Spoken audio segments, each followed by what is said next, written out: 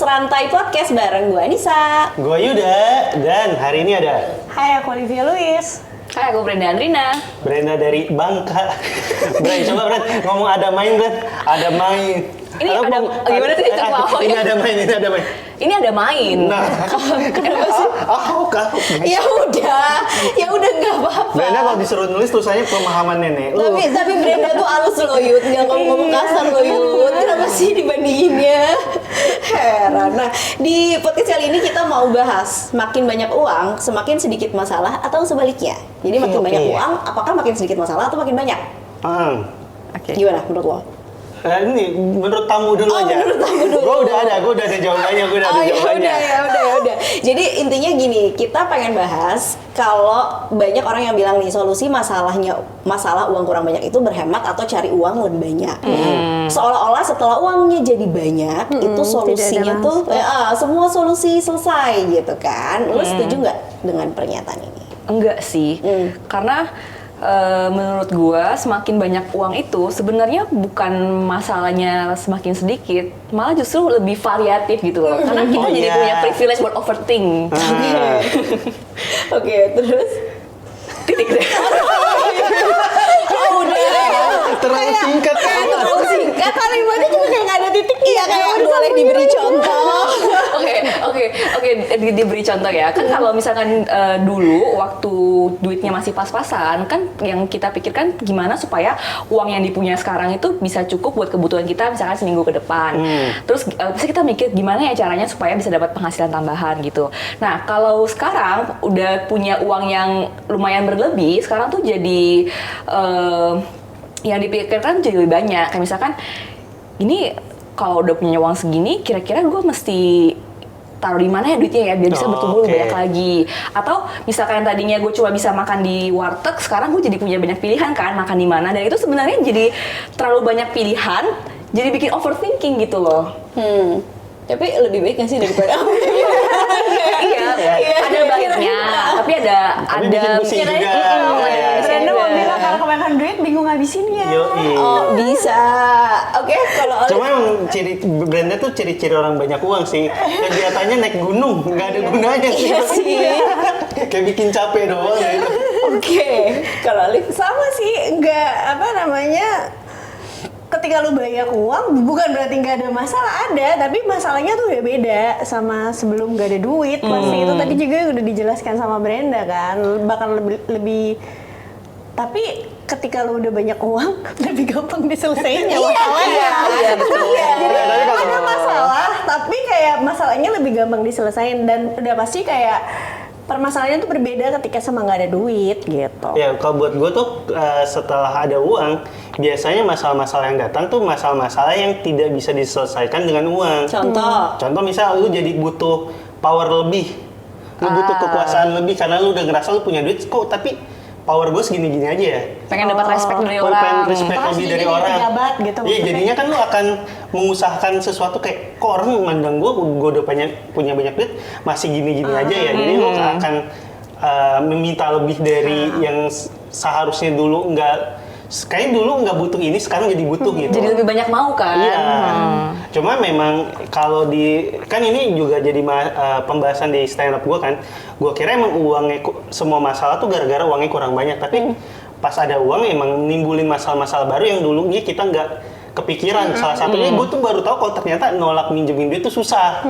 Oke. Karena gue kira dulu ya waktu gue kalau gue punya duit gue akan bisa bilang ada yang minjem duit dong, nggak mau, punya gitu dasar kan. miskin, pergi dari rumah ini. Gue kira bisa kayak gitu. Ternyata nggak bisa. Ternyata dipinjemin duit itu tuh sama deg-degannya kayak minjem duit. Kayak gimana ya cara nolaknya, gimana kalau gue nolak terus dia tersinggung terus dia langsung mukul gue, jadi kayak banyak hal yang lain yang jadi masalah juga gitu. Padahal dia tahu punya duit, tapi lu nggak mau minjemin kan?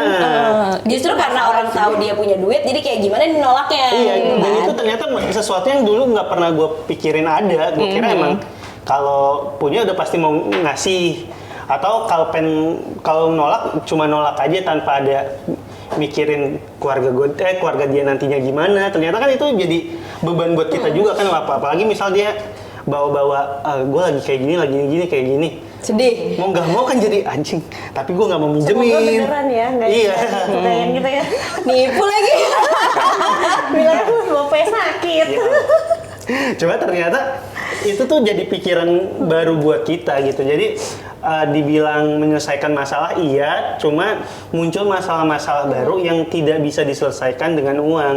Dan biasanya masalah yang tidak bisa diselesaikan dengan uang itu jauh lebih kompleks, jauh lebih susah untuk diselesaikannya gitu.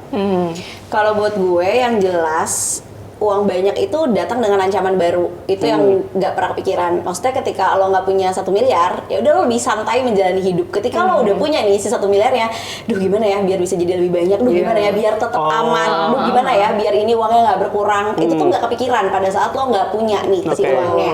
Ini sama kayak contoh rumah kita nih masih kecil ya kan, masih di rumah petakan. Kita merasa aman-aman aja ya. Kita nggak kepikiran untuk pasang CCTV gitu nggak kepikiran. Tapi once rumah lo gede, rumah lo luas, lo jadi kepikiran pasang CCTV kali ya. Itu kan kekayaan datang bersama ancaman gitu. Lo jadi merasa tidak aman karena Butuh satpam kali ya. butuh jadinya. satpam kali ya Iya. gitu. Nah hal-hal itu yang biasanya orang nggak kepikiran gitu. Itu tuh sepaket gitu. Nambah sesuatu yang baru pasti ada ancaman barunya juga untuk apapun itu gitu. Yang kedua apa tadi lupa. Kalau gue justru lebih setuju uang itu bisa menyelesaikan sebagian besar masalah kalau lo tahu kemana cari solusinya. Jadi lu bilang tadi kayak aduh gue ternyata nggak susah nolak uang karena lo nggak mencari solusi gimana caranya biar gue nggak jadi people pleaser lagi gitu loh Yud. Sebenarnya lo punya lo uangnya untuk lo healing gitu kan apa nih yang terjadi di masa kecil lo dulu gimana caranya biar lo bisa nolak orang lo bisa lo mempelajari itu pakai uang yang lo punya gitu. Karena uang itu ngasih banyak pilihan dan akses sih. Jadi dulu mikirnya kalau nggak punya uang gampang ya udah sekolah negeri dekat rumah aja atau SD Impres gitu ya kayak gue.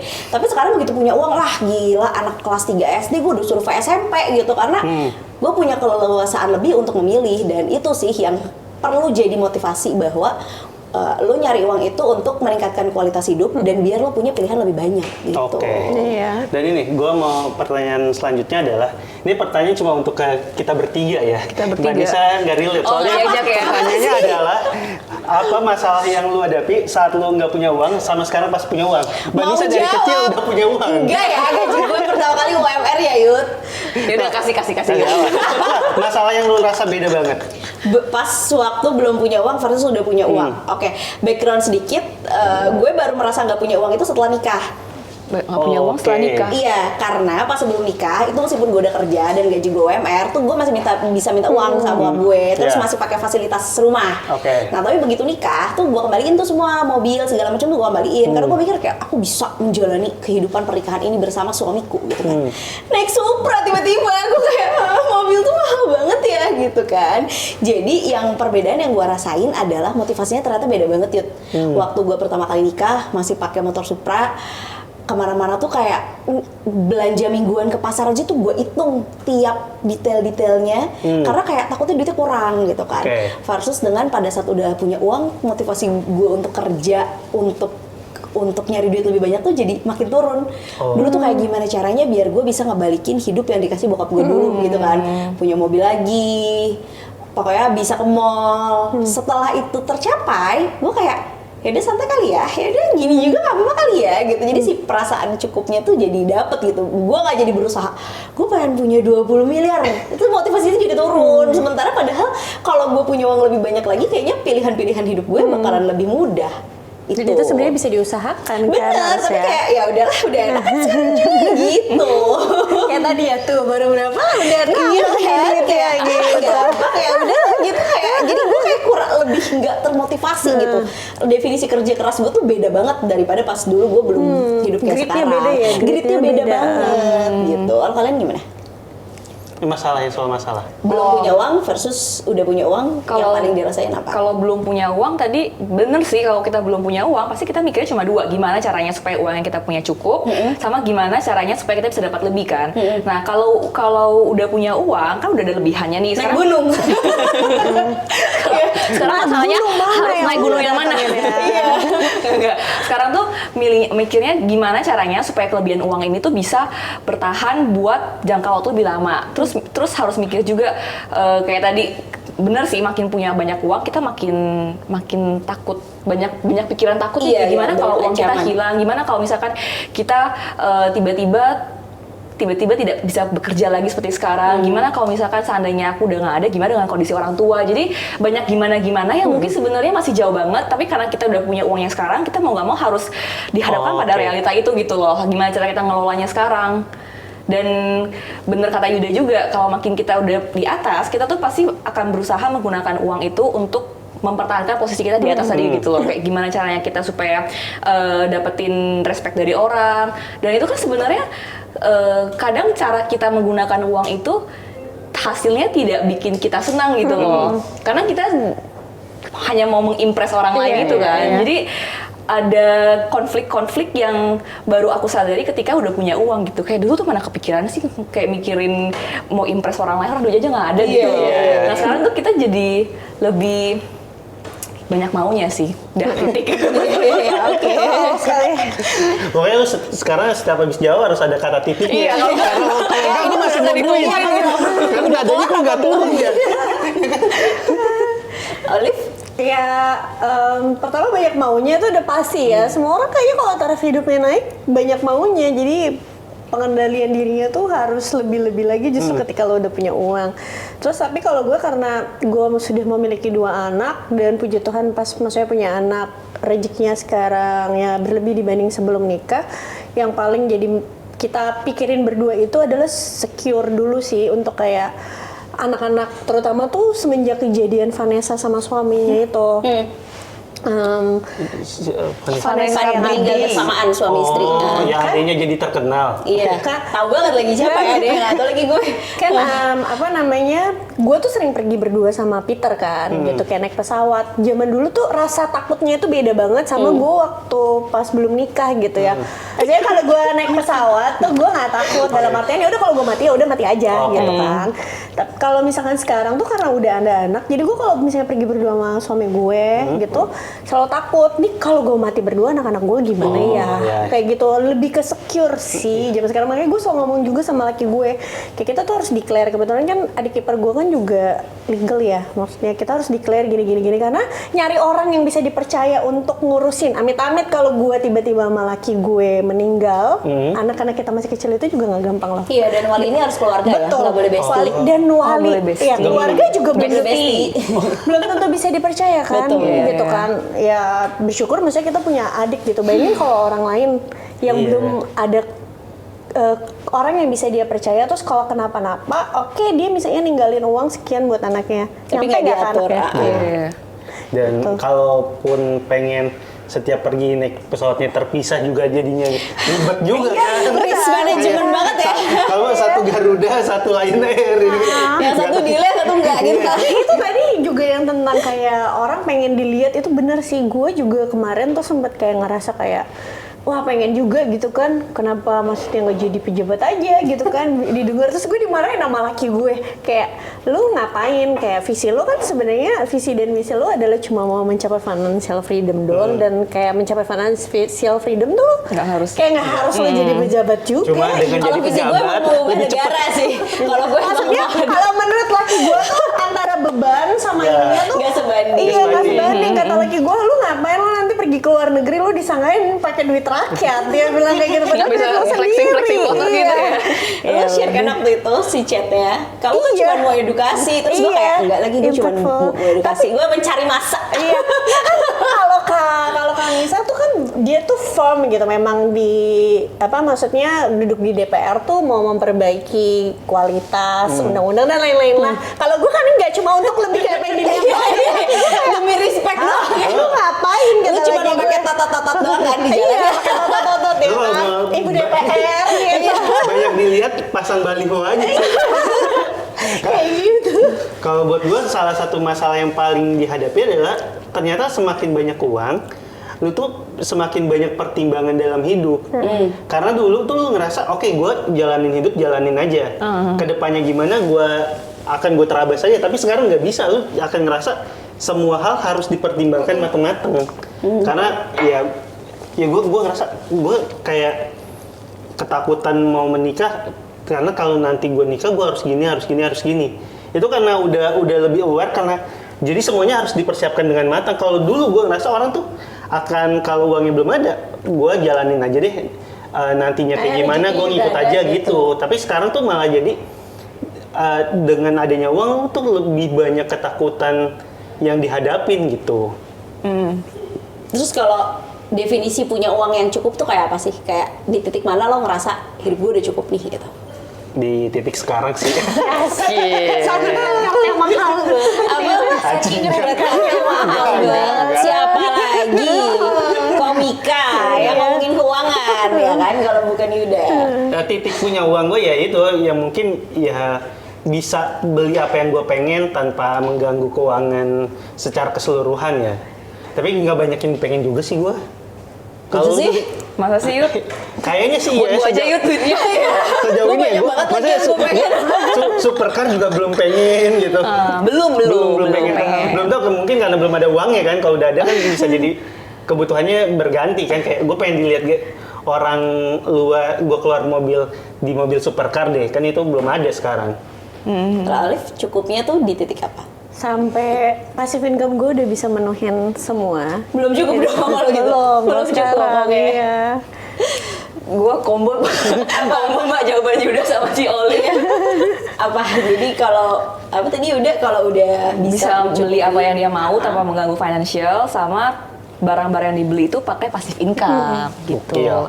Tapi menurutku aku cuma mau nambahin aja sih, kayak memang penting ya kita tuh harus memvisualisasikan sebenarnya barang apa sih yang mau kita beli gitu dengan uang itu gitu. Kalau enggak jadinya cuma ngambang doang kan. Kayak kita tuh pasti berusaha ngumpulin duit sebanyak-banyaknya buat nanti, tapi kita tuh nggak tahu nantinya mau seperti apa. Itu yang bikin jadi nggak merasa puas dengan uang yang dipunya sih, kalau kita belum bisa memvisualisasikan kebutuhan kita tuh sebenarnya sejauh mana. Tapi itu udah lu lakuin sekarang atau belum, Ren? Maksudnya barang apa yang lu pengen udah lu visualisasiin, gue pengennya kayak gini, atau modelannya kayak, kan ada tuh yang katanya kalau kita pengen beli barang harus kita Bikin print vision board. fotonya, taruh di sebelah tempat tidur.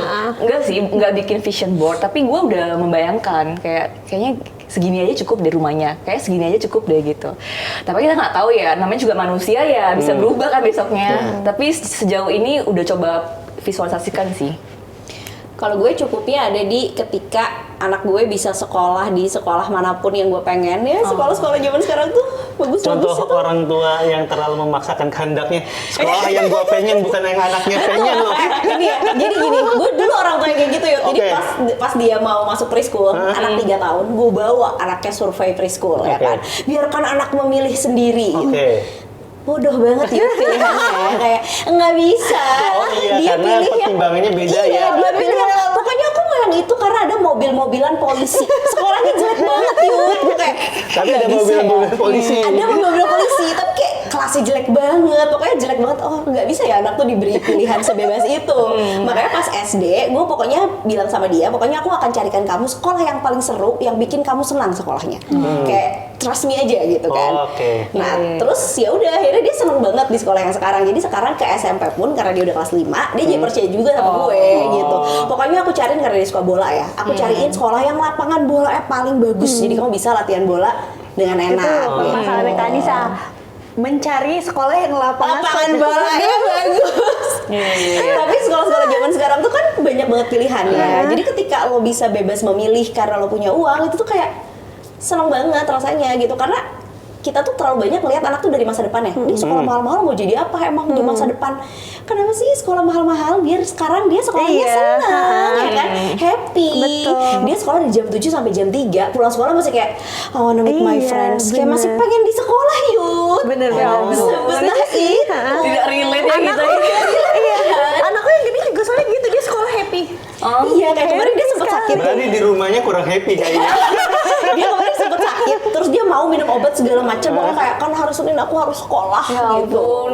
Karena dia seneng banget sekolahnya, itu pendidikan. Yang kedua kesehatan sih, karena kesehatan juga kan dibuat kasta ya di Iya. sini ya. Ada yang mahal, ada yang murah. Ketika gue bisa bayar asuransi kesehatan yang bisa ngasih gue fasilitas yang nyaman terbaik. dan kapanpun gue sakit, masuk UGD segala macam tuh gue bisa bayar. Udah cukupnya gue tuh di situ gitu. Dan buat temen-temen yang mau daftar asuransi bisa langsung. Saya bukan agen, saya bukan agen. Anissa sama ini juga setiap setahun sekali harus liburan sebulan. Iya, sebulan. Itu Betul. di negara lain lah pokoknya, sampai ke Antartika kayaknya nanti. Iya, jadi kayak itu cukup banget buat gue ya sebenarnya. Jadi nggak perlu udah punya pasif income, nggak apa-apa deh. Tapi tahun 2024 aja gue tuh kalau di total liburan tuh hampir 2,5 bulan di luar ya. Kayak oh ini cukup banget loh buat gue, nggak apa-apa deh di 10 bulan lainnya gue kerja, tapi di 2 bulan itu gue bisa nggak Kayak kerja bule ya kak, gitu. bule kan gitu kan, mereka liburnya kayak sebulan, 2 Karena bulan, cutinya apa banyak sama. kalau bule. Kalau Iya. di sini nggak bisa, Sen. Nah tapi speaking of liburan, ya kan hal-hal yang bikin lo pengen dan Gue happy. tuh tadi ada yang gitu. mau ditanya cuma lupa. Bikin dulu aja, nggak usah potong. Sebel. Menurut kalian, uang itu berbanding lurus nggak sama kebahagiaan? Kayak makin banyak uang, makin bahagia nggak? Coba kamu. Tadi lagi mikir.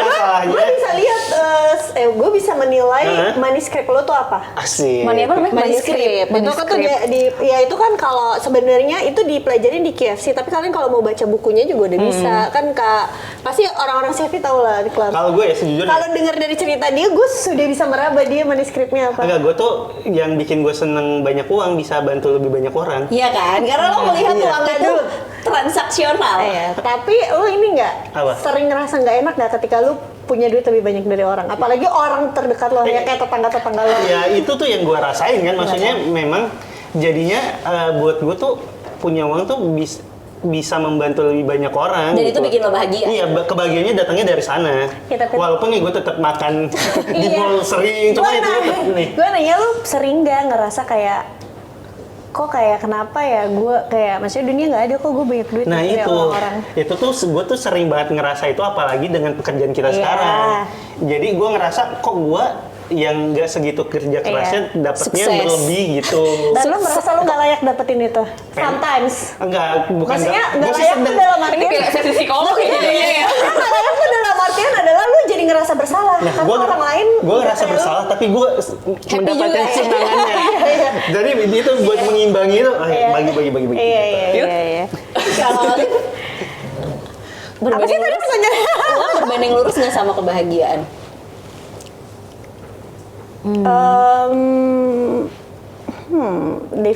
Definisinya apa dulu ya kebahagiaan? Kalau gue tuh gini, karena gue tuh trauma banget sama masa lalu gue kak. Jadi buat gue kebahagiaan gue itu adalah melihat anak-anak gue tercukupi.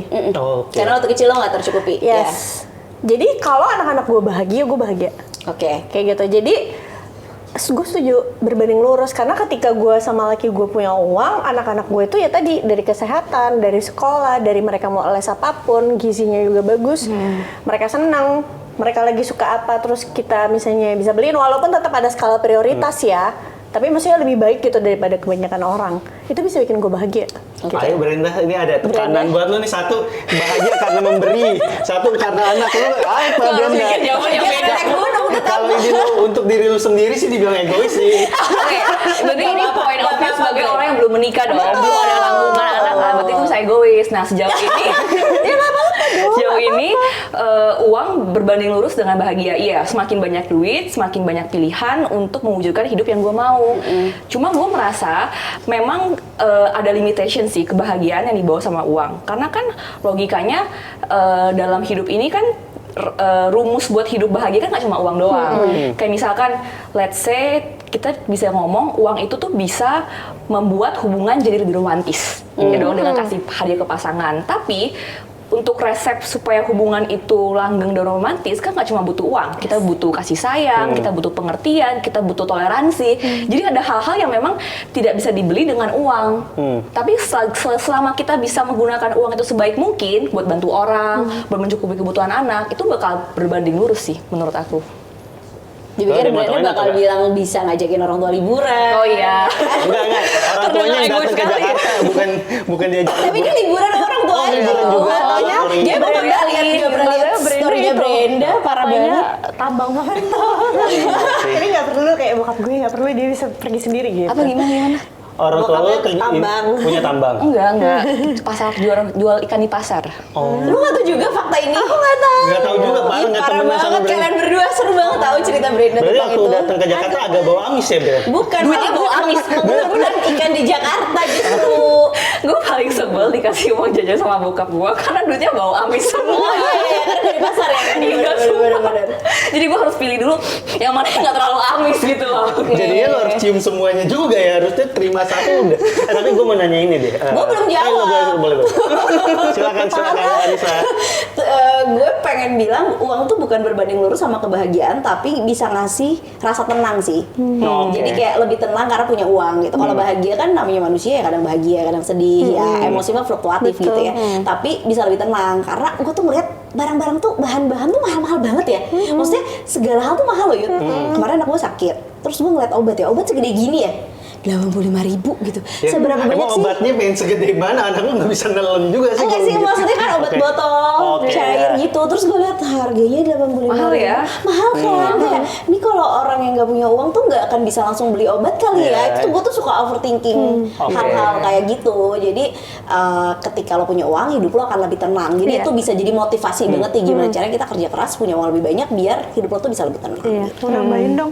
Nih gara-gara Kak Nisa cerita ini aku juga jadi inget kan bokap lagi sakit kan. Kemarin kan sempat dirawat di ICU. Terus juga di ICU terus pindah ke kamar biasa. Kita memang pakai BPJS tapi kita top up gitu loh.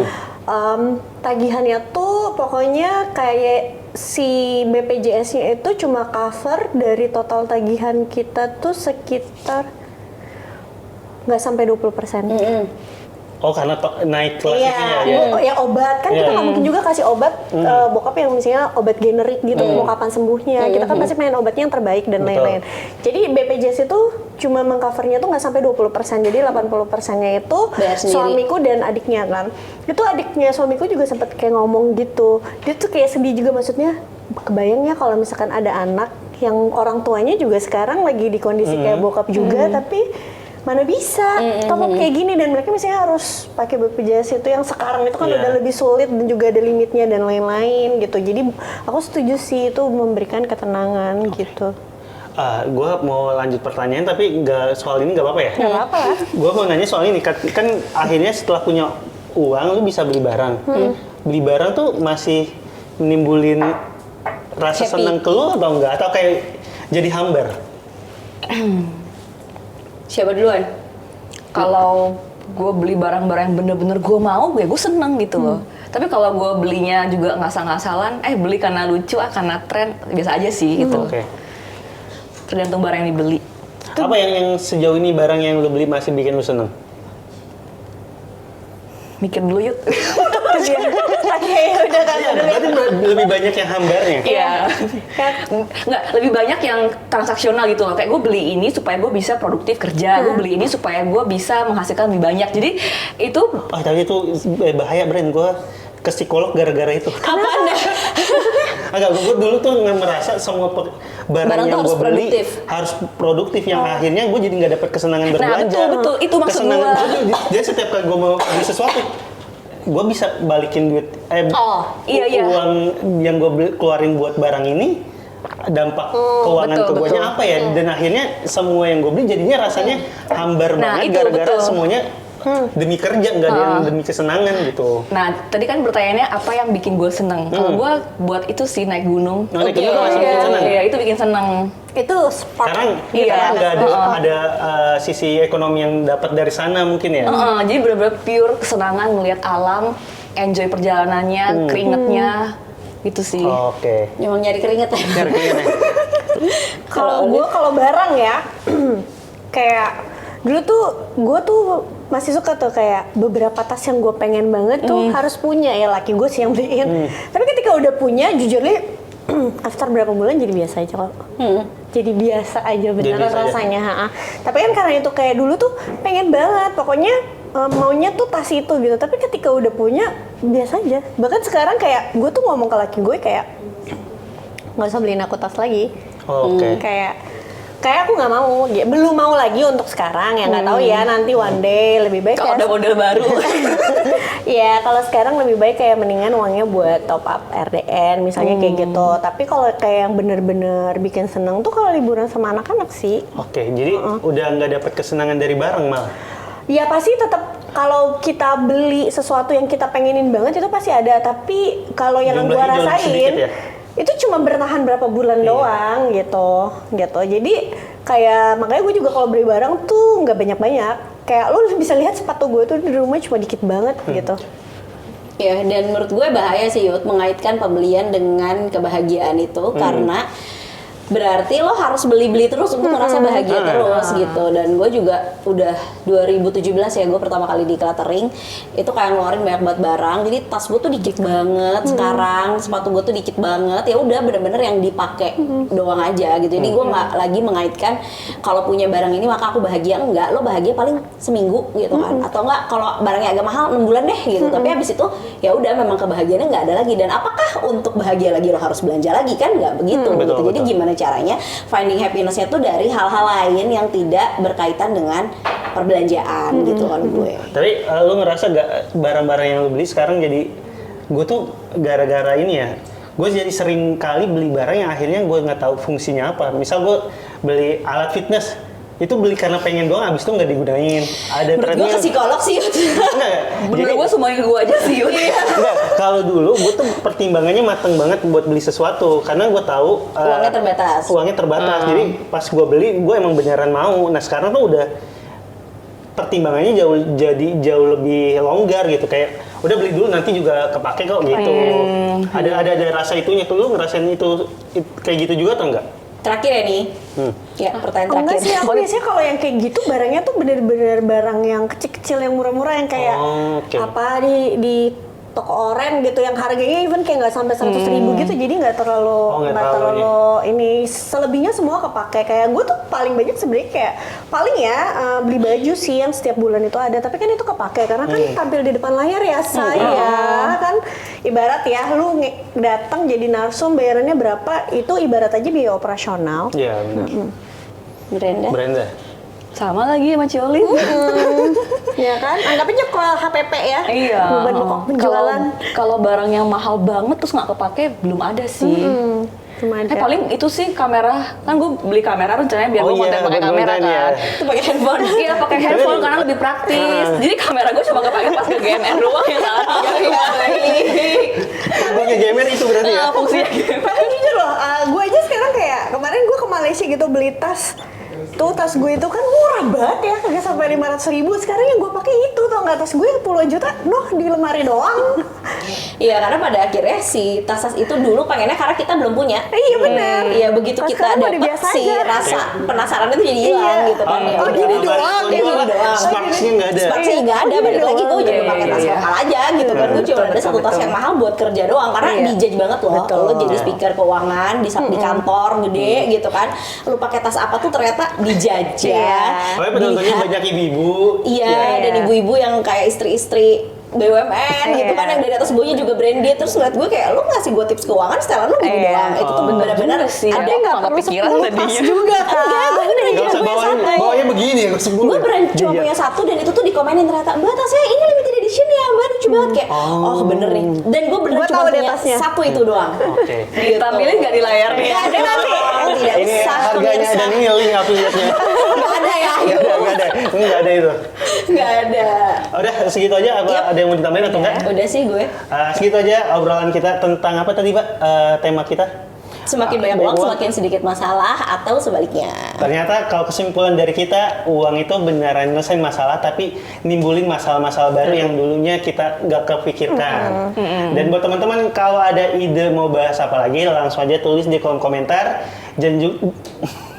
Jangan lupa buat like, komen, dan subscribe channel YouTube ini. Dan kalau lo rasa video ini bermanfaat, sebarin juga ke teman-teman lo. Sampai ketemu lagi di episode berikutnya. Dadah!